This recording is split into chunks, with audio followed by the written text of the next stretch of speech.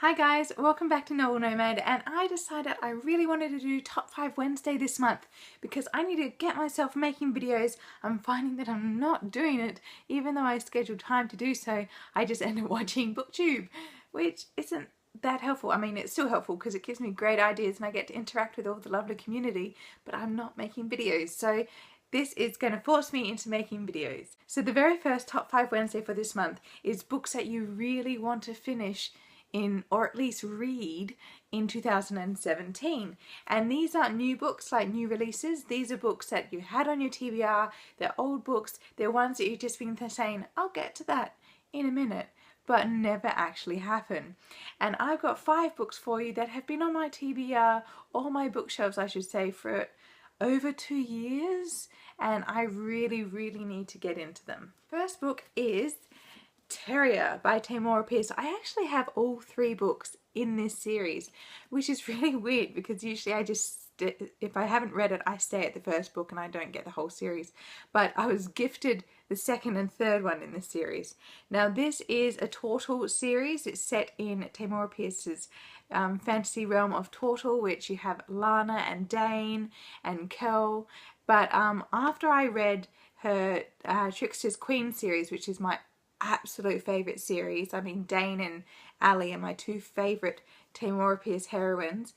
I didn't start this one because I was just so nervous that it couldn't top the pinnacle that is Ali's series for me. So I haven't read it just for that fact, and then I kind of put it to the side, and then I haven't picked it up since. It's been sitting on my Tamora Pierce shelf, and yes, I have an entire shelf dedicated to Tamora Pierce, but I haven't picked it up, and I must read it because so many people love it.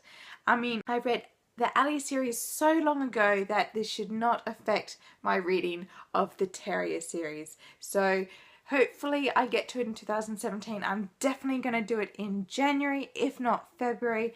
So here's hoping that this one does get read next year.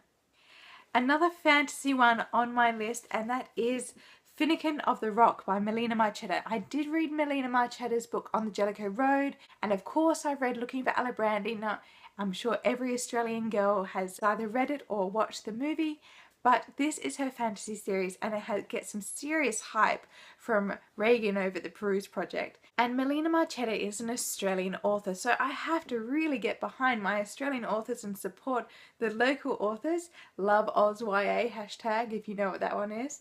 So I definitely need to get into this book. Besides the hype, I haven't read into this, and I want to go into it blind just to experience this new fantasy world and see where it takes me.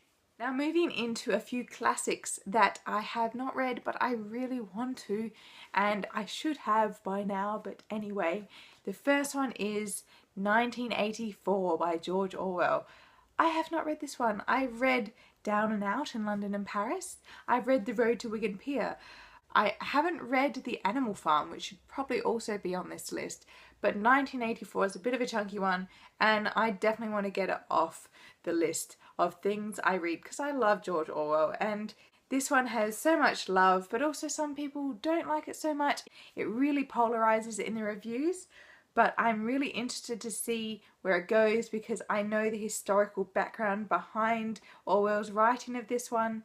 And if you don't know, he wrote, it's called 1984, but technically it is Britain in 1948, and it's George Orwell making social commentary on the government and the intense rationing and post-war pressures that were still on the British population. So I really want to get into this one.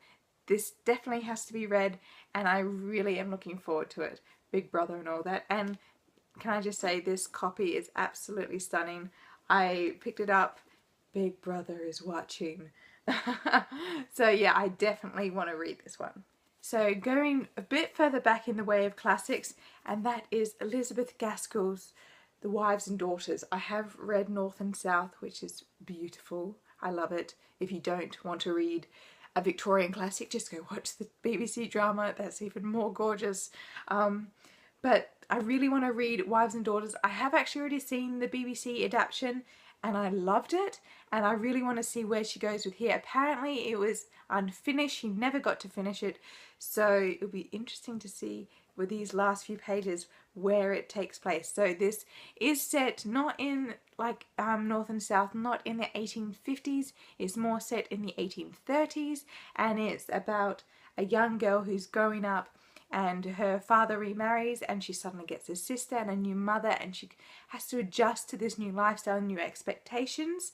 And also there's some eligible men who live in the area, and she's very much enamored of the scientist. So it's very much also of the burgeoning science of the Victorian period, and he's very much into natural science. So think of Darwin at the time, but a little bit earlier. So it's going to be really fascinating, and I just can't wait to get into Elizabeth Gaskell. Last and probably the chunkiest book on this list, and that is Dickens' Bleak House. I love this cover, so I bought it just for the cover. I saw it at a bookstore in London when I was there, and I bought this one, and I didn't buy the entire series. I saved that.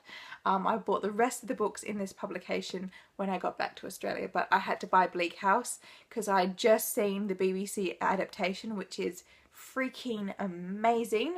Watch it if you dare. It's quite long, but it's so worth it, and it just shows you how intricate and detailed and so well woven is Dickens' plots that it can keep you completely and utterly enthralled on a TV show. So I cannot wait to read this book.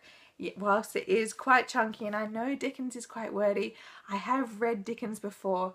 I really want to read Bleak House just so I can get it off the list. I can say I have read it. I've read Bleak House. So I cannot wait to read this one, and hopefully I get to any and all of these books next year. But since they're all either starting of a series or quite chunky, I'll see how I go. But hopefully I'll try to schedule these in the early part of the year, and if not, I can still have the backup plan of later of 2017. So I hope you all have a wonderful Wednesday and rest of the week, and I'll see you next time. Bye!